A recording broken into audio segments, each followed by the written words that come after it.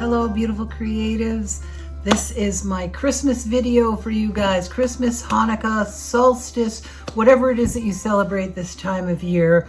I wanted to get out one last video before Christmas to celebrate it with you. So in the last video, I unboxed my Jackson's order with my Schmincke watercolor set, which I was so excited about. In this week's video, I do a swatching session for you. And that was fun to do. And then I wanted to do something a little extra special for you before Christmas. And so many of you asked me to do a full painting on one of my videos for you. And it's not one of my favorite things to do. I feel like I kind of freeze up when I'm filming.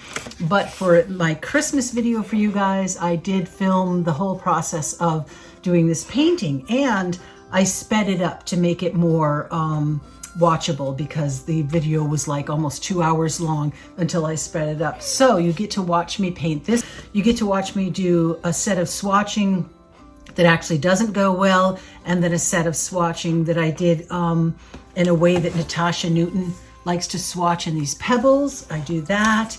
I talk to you a little bit about the brushes that I used for the painting. And yeah, it's a really packed video into a shorter time. So there's a lot of content in something like a half an hour, 35 minutes, something like that. So I really hope that you enjoy it.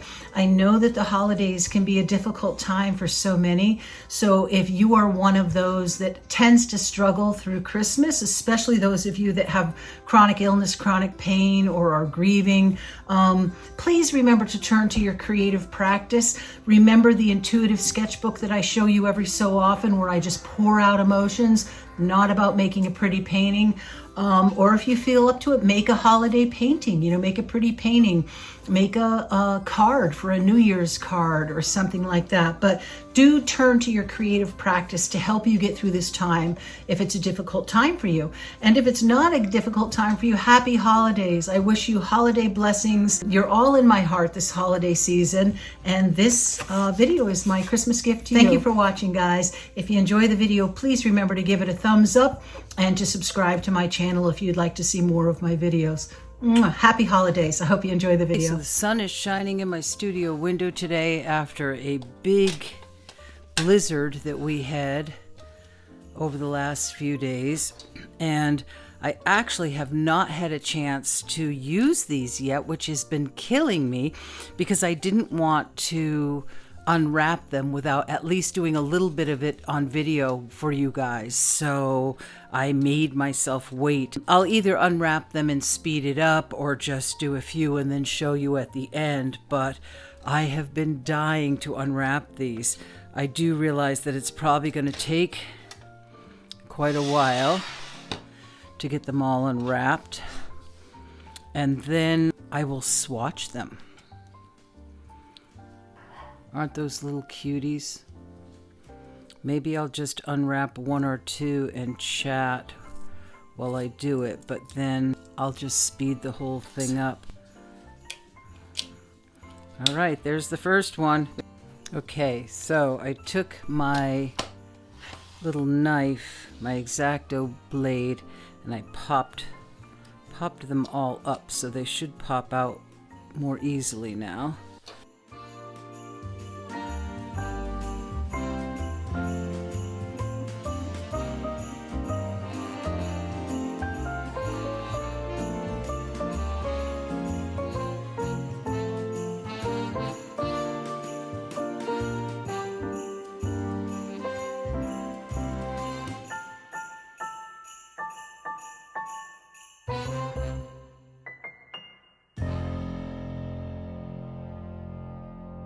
Okay, so I decided to break this up into steps of doing unwrapping one row at a time and separating the labels, because any of you that struggle with an autoimmune illness that gives you neurological symptoms, you know how when you're flaring and you have brain inflammation, how difficult a simple task like this can be to stay organized. It's so easy to get lost.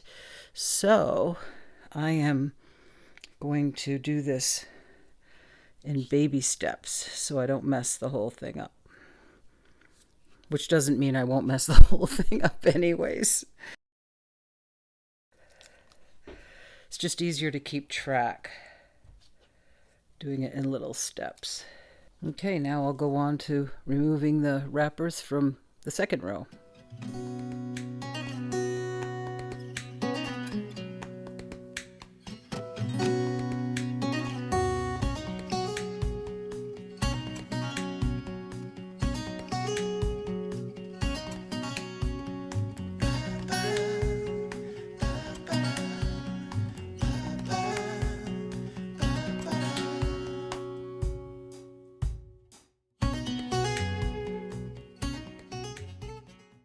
Okay, so I hope I have my camera even.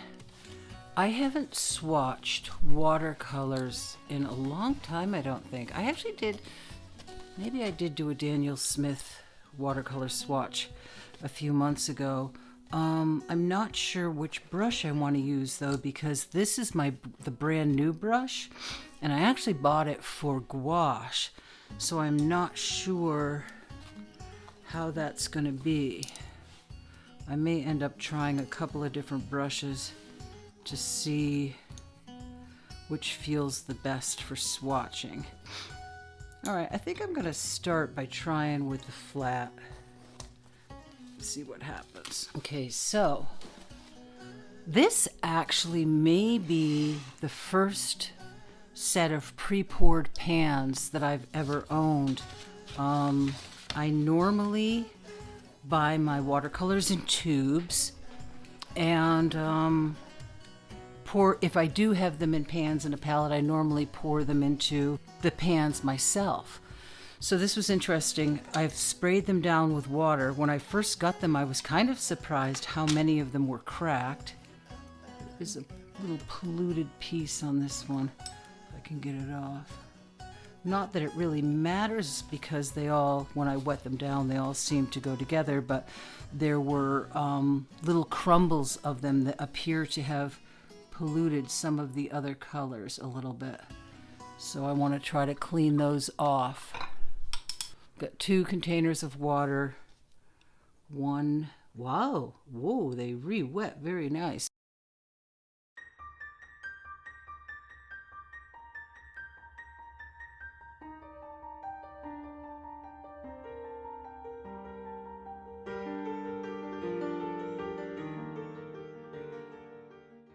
This thing is really starting to curl on me, so I'm gonna tape it down to my desk.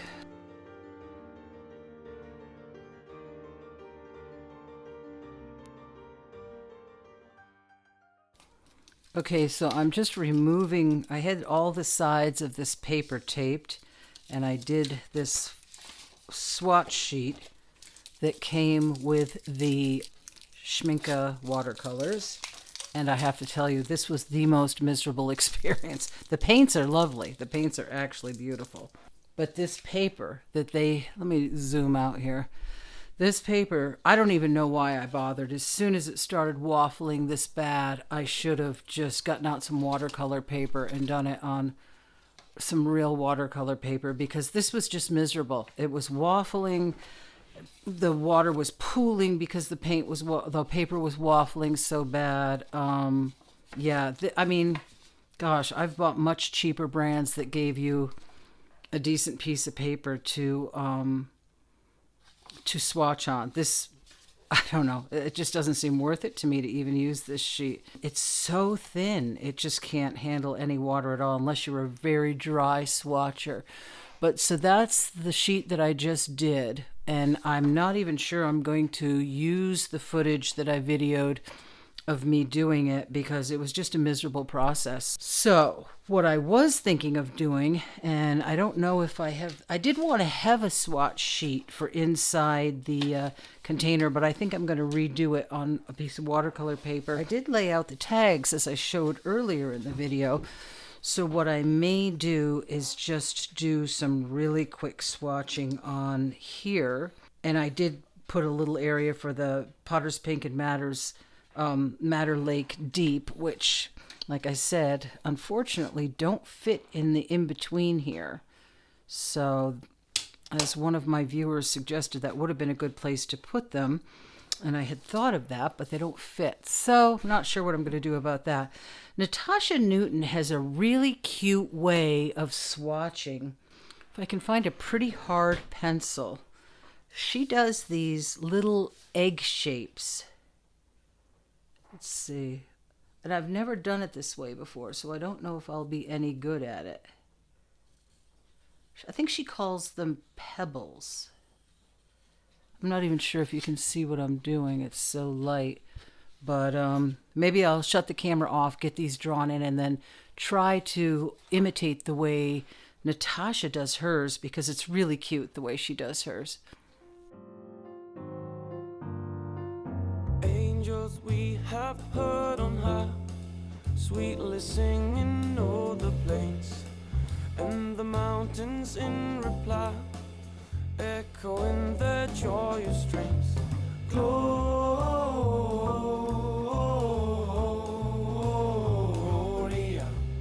in excelsis Deo. Gloria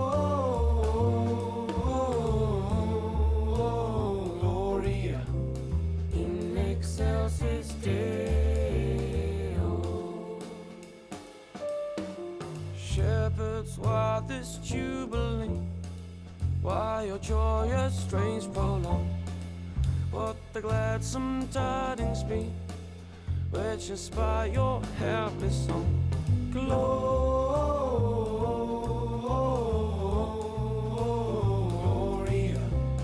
in excelsis Deo.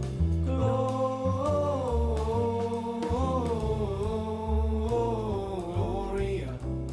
in excelsis Deo.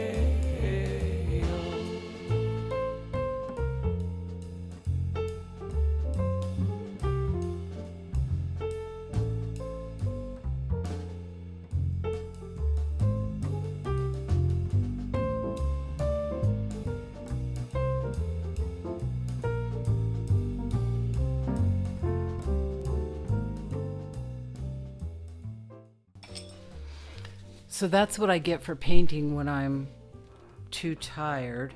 I obviously jumped down a row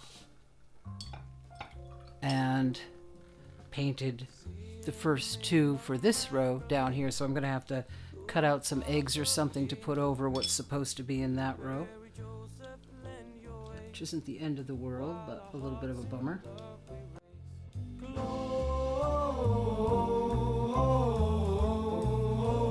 Gloria in excelsis Deo.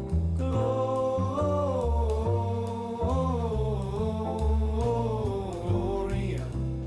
in excelsis Deo.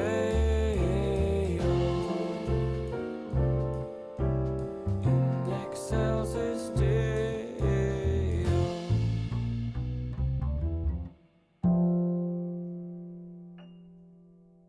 Okay, since I messed these two up, I'm going to have to cut out two egg shapes to paste over there and do that. So this one is going to be burnt sienna.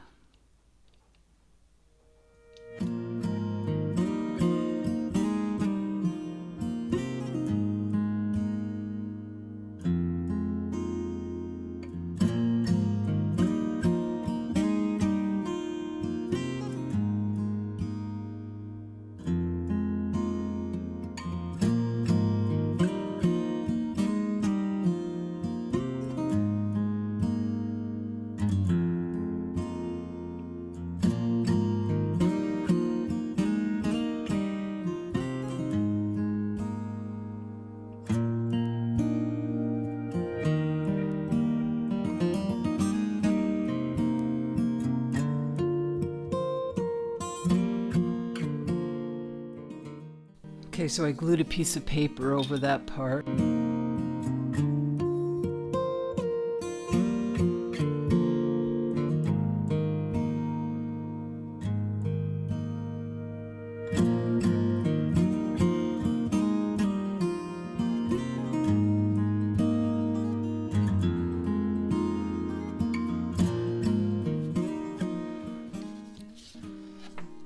Okay, so it got off to kind of a crappy start on this swatch sheet that they gave for the palette, which is really my fault. I actually had thought before I started, do I really want to swatch on this really thin paper or use some watercolor paper?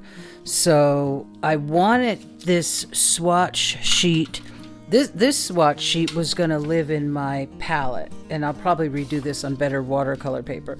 But I wanted a swatch sheet for my swatch book. You guys have seen this where I swatch out all different kinds of gouache and acrylics and different things in here. This is really yucky paper though. This is really thin. It's fine for swatching out acrylics and gouache, but it's really yucky paper. And I wanted to swatch this out on better quality paper. So I cut this out. I ripped this out of one of my better pads, and I am going to glue it in here.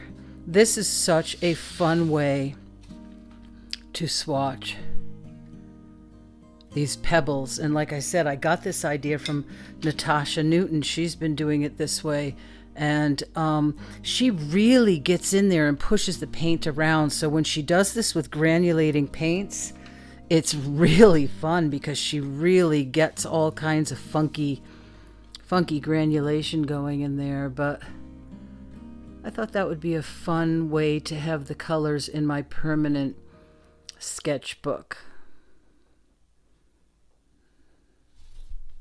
And these two, of course, I messed up and had to tape a piece of paper. I skipped down a row. I was just getting so tired towards the end after swatching that one and feeling a little frustrated with it. Yeah. These are cool. I really like doing these in the pebbles. So, that is the Schmincke Watercolor 24 pan set. And I hope you enjoyed this swatching. So I got a comment this morning from an account called Books of My Life. And I don't know if you're a man or a woman, but she told me, remember I had the Potter's Pink and the Madder Lake Deep that were 2 extra pans that didn't fit into my palette. And I was going to try to put them in here, which in most palettes of mine, they fit. Well, these didn't fit. And she said, after you get them unwrapped, if you shove them all the way over, you can get 2 extra pans in, 1 on each row. So I ended up having to take the whole tray out to arrange it, but they did fit in there. So thank you so much, Books of My Life. Leave your name in the comment if you want to, in the comments below the video, but I really appreciate that tip. It was very helpful. I was able to get those 2 pans into, now I just have to remember with my color chart that the end of the row is each of these, but I'll remember that, so no problem. Cool. Thanks so much for that tip. It's a really handy one.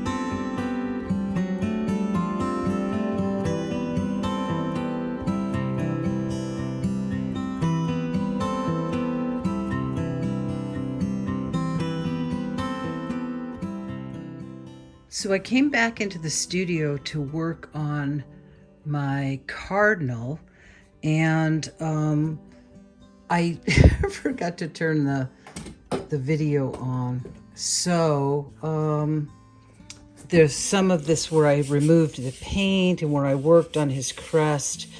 I didn't get videoed. And I also realized last night when I was looking over the footage that I did film, somehow I didn't film when I put salt on the paper. So that's too bad. I don't know how I must have, for a short segment, forgot to turn the camera on. So anyways, this is where I'm with it now.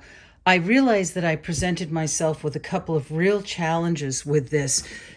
First of all, the Schmincke color palette is not at all what I'm used to working with. I mean, there's some colors, obviously, that I've worked with before in the earth tones, the Naples yellow, the yellow ochre, burnt sienna, sepia, ivory black. But most of these reds, actually, I have never used, well, cad red, but I would not have chosen cad red for this. Because of how opaque it was, and I wanted to do a lot of layering. I would have, out of my palette, I would have used something like Naphthol Red or Pyro Scarlet. I'm just more used to working with those colors. So it was a challenge in the sense that I was using a new brand of watercolor that I'm not familiar with. It had colors in it that I was totally not familiar with for my mixing, and the paper was new to me. It was, my husband likes this paper, so I had bought him some, and then he didn't use it, so I stole it back, but it's the Canson Watercolor Aquarelle, and it is very different. I know some people love this paper and some people hate it. And I've read different reasons as to why people love it or hate it. But it is not at all like the papers that I'm used to working on in watercolor. I set myself up for quite a challenge. So anyways, now I'm thinking of maybe working on this a little more. There's a couple of things I'd like to touch up. And I'm still wondering about adding some more to this background. I've noticed that this iPhone tends to really expose things strangely when they're on white, colored paintings at least. So that's probably a little more accurate, although I'm not sure how it'll come out in the video. Anyways, so there is my Cardinal so far.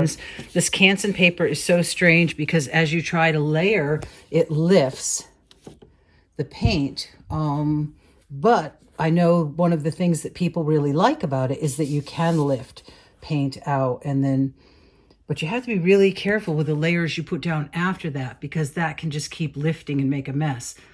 I kind of wish I had done this on some of my other papers like Arches or even the Strathmore. There's other papers that the Stonehenge. There's other papers that I have that I prefer, but it's probably just a matter of getting used to it. Anyways, what's your favorite paper? Put it in the comments and let me know what your favorite watercolor paper is. I know the majority are probably going to say Arches or Arche, but I'd be interested to know what other papers you like to work on. I could take a minute here to show you what brushes I've been using. This is a Princeton Neptune, size 12, really great for the background, holds a lot of water. This is a Princeton Neptune, size 8. This is a Princeton Select flat shader, great for removing color. This is a number 6 Raphael, which I usually use for gouache, but it's worked well for this watercolor painting. And this one was for around the eye, the pupil in the eye, and it is a number 2 Faux Squirrel 1827 R by Dynasty.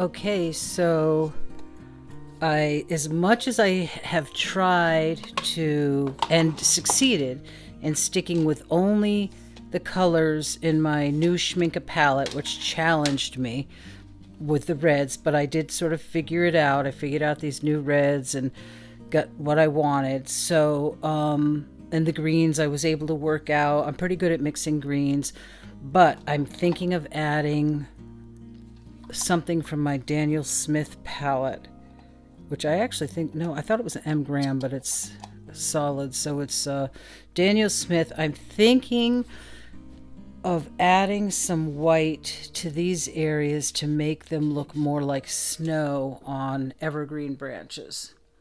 And I'm having such a hard decision whether to do it or not, or to have this be only a Schmincke painting.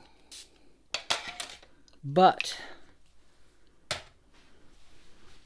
I think it might look good to have some little white areas in here to make this look more like snow. I still have the salt on this. For a few decades, my career was as a silk painter. I used to do landscape paintings on silk and silk scarves, and salt, layering salt with dyes was a big part of what I did on my paintings and on my scarves. And I would put down a layer, put the salt on, and then when it was almost dry, I would go in and tweak the areas with the salt still on with more dye and let that dry. And then in the end, I would paint another very transparent layer over that. And it was such a beautiful effect. But I'm experimenting with doing that with the Schmincke to see how it works with these watercolors and this paper, both of which are new to me, as I said before.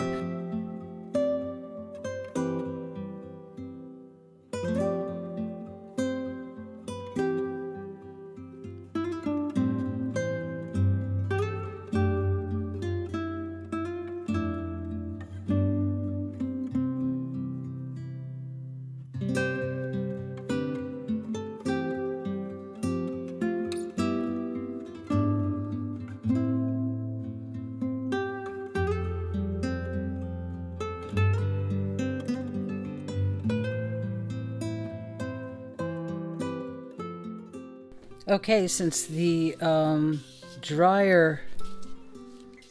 dryer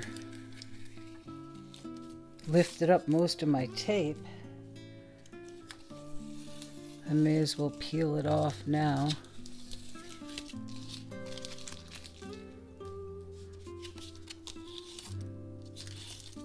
So I think I'm going to continue to go in with just a little bit more of the white and integrate it into the branches so that it does look a little more like snow. And then I think I'm going to call it done.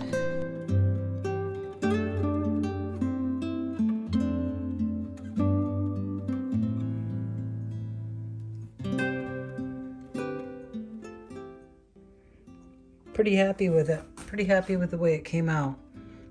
The first day I worked on it, I wasn't so sure, but I think I managed to pull it out of the ditch.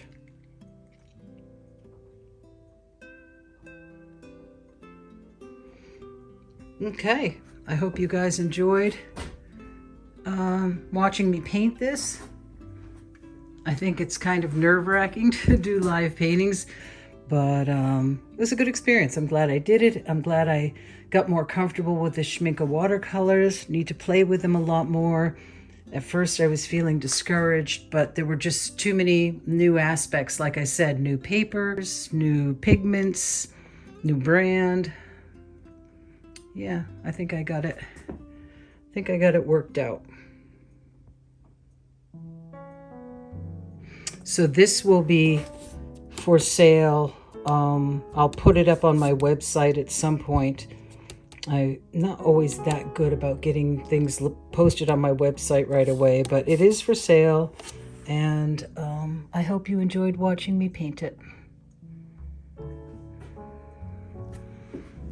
I want to be sure and thank Ian D. Hoog, who is the photographer that took this gorgeous reference photo He's a photographer and an artist, and I have taken some of his online classes at Winslow Art Center, and he has a Cardinal watercolor lesson. If you go on to Winslow Art Center and search Ian de Hoog, it's I-A-N, and his last name is lowercase d-e and capital H-O-O-G. I will actually put a link below. If I remember, I'll put a link up here, but I'll definitely put a link below to his information. Okay, so thanks for watching, and Merry Christmas, Happy Hanukkah, whatever holiday you celebrate at this time of year. I hope it's a joyous one, and if this is a difficult time of year for you, I hope that it is at least a peaceful one and that you find peace and comfort. And I'm sending you all my love and Happy New Year. I'll probably see you before New Year's, but this is going to be my last video before Christmas. So happy holidays, everybody. And for those who struggle during the holidays, please know that you're in my thoughts and prayers, and I'll keep you in my heart. And paint through it, draw through it, sketch through it. If this is a difficult time of year for you, please think about turning to your creative practice to get you through. Okay, guys, I'll see you in the next video.